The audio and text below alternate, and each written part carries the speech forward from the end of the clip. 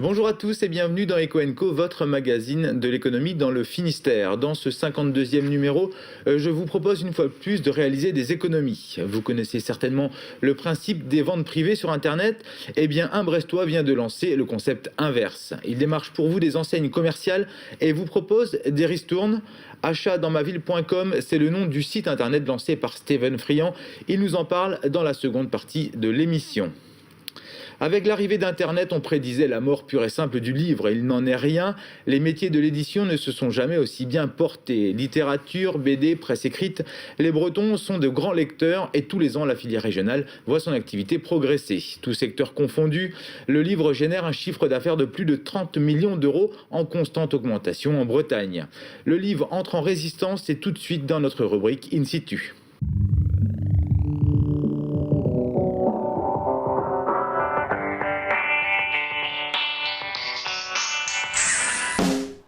Loin devant la musique et le cinéma, la lecture reste la pratique culturelle préférée des Français. La Bretagne historique ne déroge pas à la règle. Tous les ans, plus de 4000 titres voient le jour. Le secteur du livre est vivant. Plus de 200 maisons d'édition couvrent la région. Parmi elles, Cobraze est certainement l'une des plus actives. À la fois éditeur, diffuseur et distributeur, la société créée en 1957 compte plus de 7000 références à son catalogue. Elle reflète la bonne santé du métier de l'édition en Bretagne et ce rapport qu'entretiennent les Bretons et le livre. Il y a toujours eu une activité éditoriale ici, en langue bretonne, en langue française, depuis plus d'un siècle. Donc c'est vrai qu'on a une histoire derrière nous, on est redevable de cette sédimentation. Après, il y a beaucoup de jeunes maisons aussi qui se créent comme partout en France. Il y a une vraie décentralisation éditoriale en France depuis plusieurs années. Et c'est vrai que le fait que la Bretagne est déjà été riche de plusieurs maisons a fait qu'on s'est retrouvé certainement un peu aux avant-postes de cette régionalisation quelque part. L'attrait des lecteurs pour ce qui touche à leur environnement immédiat est plus grand aujourd'hui qu'il ne l'était avant. Du coup, comme en Bretagne, on avait cette richesse de production, eh bien, on a été un petit peu en avance sur les autres régions. Le régionalisme reste donc le point d'ancrage fort de l'édition en Bretagne. Pour preuve, les succès des livres Fils de Plouc, Mémoire d'un paysan bas-breton, Ils sont fous ces Bretons, ou plus près de nous, les bretonismes, en tête des ventes en cette année 2011. Ces best et long-sellers participent directement à la bonne santé économique de la filière littéraire sous toutes ses formes en Bretagne, comme le souligne Christian Rio, directeur de Livre et Lecture en Bretagne. Si on prend la Bretagne historique, en fait, on est à 3000 emplois à peu près dans le monde du livre et de la lecture, pas seulement de l'édition, mais du livre et de la lecture. Et je ne veux pas dissocier l'édition du reste parce que c'est important. L'édition appartient à ce qu'on appelle aujourd'hui un écosystème. Alors on parle aussi de chaîne du livre, mais c'est véritablement un écosystème. Or, si mes renseignements sont bons, 4000 emplois, ça correspond à peu près au nombre d'emplois, voire un petit peu plus même que ce qu'il y a dans la pêche en fait en Bretagne. Donc c'est pas du tout négligeable. 80-90% de notre production éditoriale est faite en Bretagne. Ça veut dire effectivement toute une chaîne de correcteurs, de traducteurs, de photograveurs, imprimeurs, brocheurs, et puis les illustrateurs, les maquettistes, les graphistes, etc. Quand on ne les utilise pas en interne. Voilà, on a toute une galaxie de gens qui travaillent et qui œuvrent autour de nous et qui contribuent à la richesse de notre travail. Tête de pont de l'édition en Bretagne, Cobraze emploie 28 salariés et travaille directement avec une quarantaine d'éditeurs. À côté de cette institution gravitent plus de 200 maisons d'édition. Au cœur des monts d'arrêt à Plounéour-Ménez, les éditions Isabelle Sauvage, sous le statut d'association, éditent des livres d'artistes. À l'ancienne, avec le plomb sous ses doigts, les livres prennent forme. Le papier, l'encre, la typographie, la matière vie. La maîtrise technique et artistique de l'éditrice font le reste. L'alchimie s'établit et le livre d'artiste prend tout son sens. Qu'on appelle des livres d'artistes qui sont une mise en correspondance de textes et d'images d'auteurs et d'artistes qui se connaissent ou qui ne se connaissent pas, que je peux mettre quelquefois en relation. Et puis après, il y a la mise en forme de ce livre-là. C'est à chaque fois une forme particulière qui correspond au contenu au maximum, quoi. L'ordinateur, c'est toujours très lisse maintenant, c'est tout bien calibré, il n'y a rien qui déborde. En typographie, non, ça peut bouger un peu, ça vit, quoi. Il y a quelque chose Oui, c'est la matière, c'est le papier, c'est tout sa vie. Isabelle Sauvage combine le tirage unique et la petite série pour contenter les bibliophiles et un public plus large. Vendus de 15 à 75 €, les livres sont imprimés entre 15 et 200 exemplaires pour distribuer aussi ces auteurs dans les librairies. Pour diffuser plus largement ces ouvrages, une partie du catalogue est aussi imprimée en offset de façon plus classique. On publie quand même des textes difficiles, on va dire, économiquement parlant. Nous, c'est plus un travail passion qu'on est en train de faire. On ne vit pas de cette maison d'édition, on a nos métiers respectifs à côté, et notre travail, c'est plutôt de se dire, ce texte-là, il faut absolument le passer. Il faut absolument qu'il soit connu, et donc de s'organiser, de se mettre en mouvement pour que ce texte soit connu et passer au lecteur à travers le réseau de librairies. Entre les éditions Isabelle Sauvage et Cobbraise, les petites structures composent la grande partie de l'édition en Bretagne. À Morlaix, Scolvraise est aujourd'hui une référence. Cette année, le succès du livre Les Bretonismes d'Hervé Lossec, tiré à plus de 150 000 exemplaires et édité par l'association, permet de voir l'avenir avec sérénité. L'association compte bien exploiter le filon. Mais dans le prochain titre qu'on publiera, parce qu'on a à peu près convaincu Hervé de publier une suite pour la fin de l'année Salon de Carhaix, eh bien, il va analyser justement en détail les raisons du succès, et puis on va procéder par thème, les bretonismes dans la cuisine, bretonisme en parlant du temps qu'il fait, puis les expressions assez, je dirais, assez salaces en breton. En breton, on dit « monte ta plante ta pour », et quand on va planter des poireaux, c'est pas que dans le langage gastronomique, ni du jardin. Ça nous permet de publier toutes sortes d'ouvrages sans avoir le souci de la rentabilité. Quand vous publiez des bouquins 2-3 000, si vous ne les vendez pas, ils vous restent sur les bras. On a 2 salaires à payer. Vous faites 2 ou 3 fois une tentative négative comme ça et vous coulez la baraque, chose qui a failli nous arriver en 2005. Donc on peut voir venir, on peut sélectionner nos projets et toujours en œuvrant de plus en plus fort pour la reconnaissance de la culture bretonne. Et nous avons enfin le sentiment de servir à quelque chose, de ne pas vieillir trop idiot et de servir à en fait faire en sorte que les Bretons se réapproprient leur histoire. Il y a un engouement en ce moment pour le retour à l'histoire de Bretagne, longtemps niée, etc. Attachés à leur histoire, les lecteurs bretons sont aussi soucieux de l'indépendance et la pluralité éditoriale. Le nombre croissant de maisons d'édition l'atteste.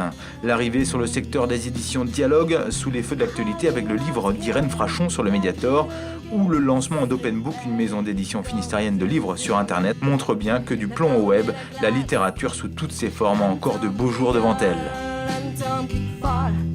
Et ce week-end, retrouvez 2 événements autour du livre dans le Finistère. Le premier à Concarneau, à l'occasion du festival Livre et Mer, du 14 au 17 avril. Le second à Brest, Océanopolis présente le festival Sciences Métis sur la biodiversité du 15 au 17 avril. Allez, on passe tout de suite à l'invité de la semaine. Stéphane Friand crée en 2009 le premier site de vente privée en boutique avec son site achatdansmaville.com. Le Brestois va plus loin et vient tout juste de lancer la semaine dernière un nouveau concept de ristourne intitulé « Je veux ma promo ». Stéphane Friand, bonjour. Bonjour. Quel est le concept justement de ce site internet et de cette nouvelle démarche commerciale ?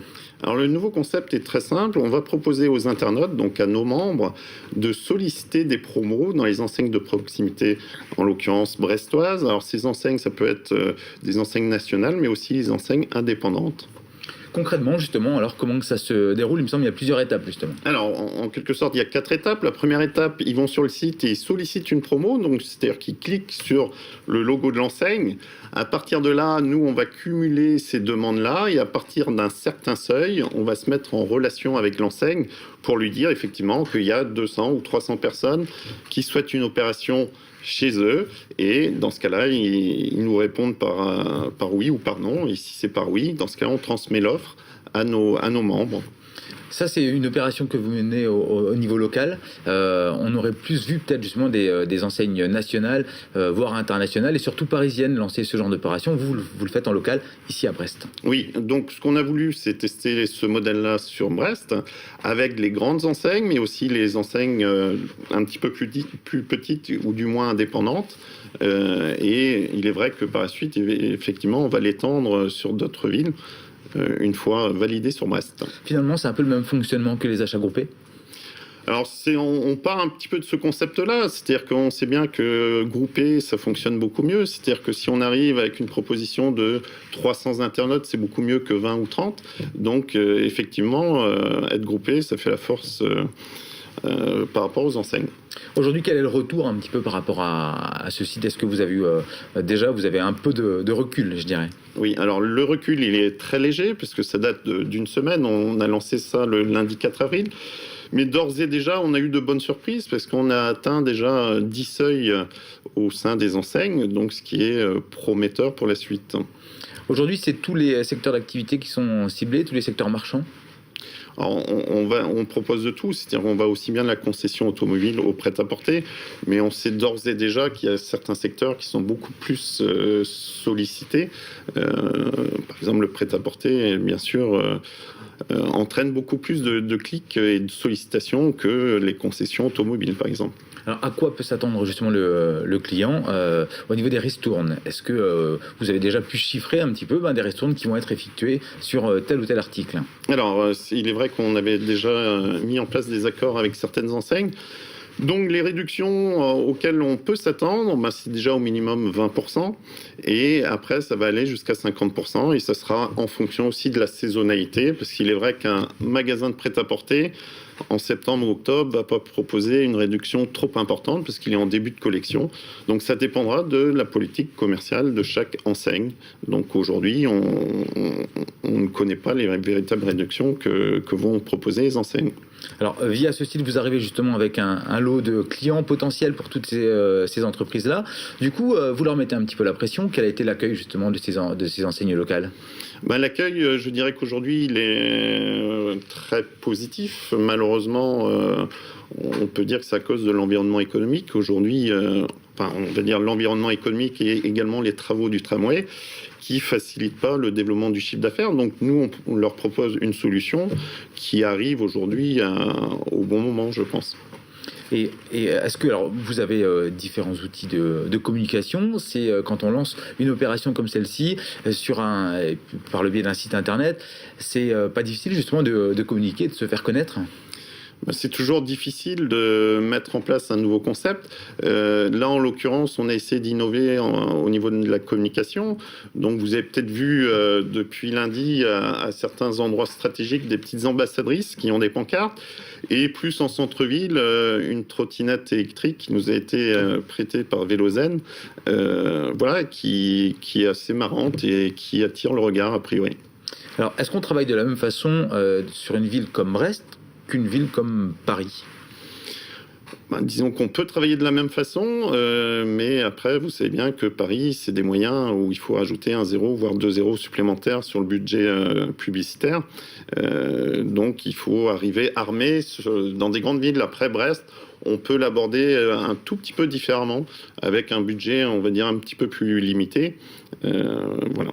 Comment est-ce que vous arrivez justement à vous rétribuer? Alors nous, on prend tout simplement, on est rémunéré au résultat, c'est-à-dire en fonction des retours qu'ont les commerçants, ils nous rémunèrent en quelque sorte une petite commission sur chaque vente. C'est suffisant pour faire tourner une boîte? Alors c'est suffisant s'il y a suffisamment d'opérations. Dans ce cas-là, oui, ça permet de faire vivre une entreprise. Alors après Brest, vous partez à la conquête de Paris, y a-t-il d'autres projets en cours? Non, disons qu'on va valider jusqu'en septembre la ville de Brest, et puis après, effectivement, on va se développer sur d'autres villes, dont Paris, mais il y en a bien d'autres. D'accord, très bien. Bon, on souhaite que tout se passe bien sur les autres villes et sur Brest au début. Stéphane Friand, merci. Je vous rappelle, vous êtes le fondateur et dirigeant de la société Web et compagnie et vous nous présentiez votre site internet achatdansmaville.com. C'est la fin de ce 52e numéro d'Eco & Co. Merci d'avoir suivi. Bonne semaine à tous sur TBO, bien sûr. Salut.